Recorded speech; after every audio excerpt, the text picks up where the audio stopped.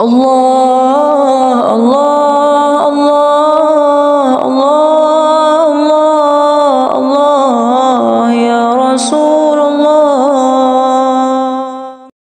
Bismillahirrahmanirrahim. Assalamualaikum warahmatullahi wabarakatuh. Sahabat lisan Islamiyah yang dirahmati oleh Allah Subhanahu wa Ta'ala.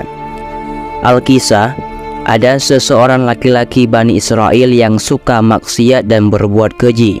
Suatu hari ia mandi di sebuah sungai. Tiba-tiba terdengar suara air berseru, "Wahai fulan, tidakkah engkau malu? Mengapa belum juga kau bertobat dari perbuatan dosa dan bertekad untuk tidak mengulanginya lagi?"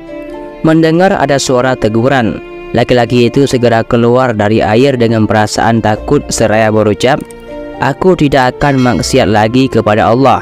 Kemudian ia pergi ke suatu gunung yang di sana terdapat 12 orang laki-laki yang kerjaannya tidak lain kecuali hanya beribadah kepada Allah Subhanahu wa Ta'ala. Akhirnya laki-laki itu pun ikut tinggal bersama mereka hingga suatu ketika tempat tinggal mereka dilanda kemarau panjang yang memaksa mereka turun mencari tempat rimbun. Tanpa disadari, ternyata mereka sampai di sebuah sungai yang pernah mengeluarkan suara teguran kepada laki-laki Bani Israel. Ketika mereka sedang mendekati sungai tersebut, laki-laki itu berkata kepada mereka, "Aku tidak mau pergi bersama kalian."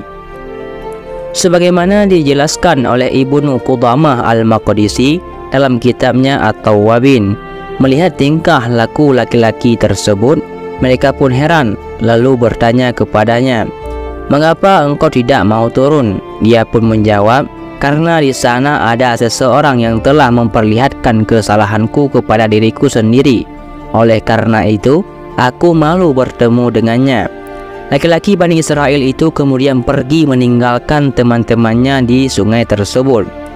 Setelah 12 orang ahli ibadah sampai di tujuannya, sungai itu pun mengeluarkan sebuah suara, "Wahai para ahli ibadah, apa yang telah dilakukan oleh teman kalian itu?" Mereka pun menjawab, menurut pengakuannya, di sini ada seseorang yang telah memperlihatkan kesalahannya pada dirinya sehingga dia malu untuk bertemu. Sungai itu kemudian kembali berkata, "Subhanallah, sesungguhnya jika salah seseorang kalian memarahi anak atau salah seorang kerabatnya, kemudian si anak tadi menyesali kesalahannya dan kembali melakukan apa yang disukainya, pasti ia akan kembali dicintai. Sesungguhnya teman kamu itu telah bertobat dan kembali kepada apa yang aku sukai. Oleh karena itu, aku telah mencintainya." Pergilah pada laki-laki itu dan beritahukanlah dia, "Setelah itu beribadahlah kalian kepada Allah di pinggir sungai ini." Mereka kemudian memberitahukannya kepada laki-laki itu, dan akhirnya ia turut bersama mereka. Mereka kemudian beribadah kepada Allah di sungai tersebut untuk beberapa waktu. Tidak lama kemudian meninggallah laki-laki yang dulunya melakukan banyak perbuatan maksiat, dan sungai itu pun kembali berkata, "Wahai para ahli ibadah yang zuhud, mandikanlah dia dengan airku dan makamkanlah di tepi sungaiku, agar di hari kiamat nanti ia dibangkitkan berdekatan denganku." Mereka segera melakukan pesan tersebut. Setelah selesai mereka berkata, "Kita akan bermalam di kuburannya untuk menangisinya. Pada pagi hari kita berangkat." Mereka pun bermalam di kuburannya penuh dengan tangis. Ketika malam telah larut dan rasa kantuk mereka tidak bertahan lagi, sehingga pada saat mereka terjaga pada pagi harinya, Allah Subhanahu wa Ta'ala telah menumbuhkan 12 batang pohon sarwah di atas kuburannya. Inilah pohon sarwah pertama yang tumbuh di muka bumi. Menyaksikan hal itu, mereka pun berkata, "Tidaklah Allah menumbuhkan pohon ini pada tempat ini kecuali karena Allah menyukai kita beribadah di sini." Mereka kemudian memutuskan untuk beribadah kepada Allah di kuburan tersebut. Dan ketika salah seorang di antara mereka meninggal, mereka menguburnya di samping kuburannya sampai mereka meninggal semua di sana.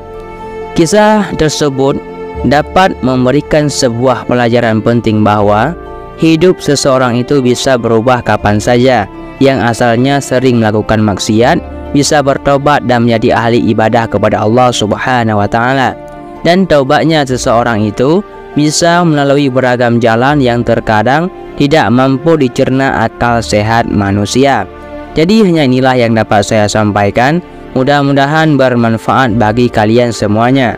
Saya akhiri, wallahu a'lam bishawab. Assalamualaikum warahmatullahi wabarakatuh. Allah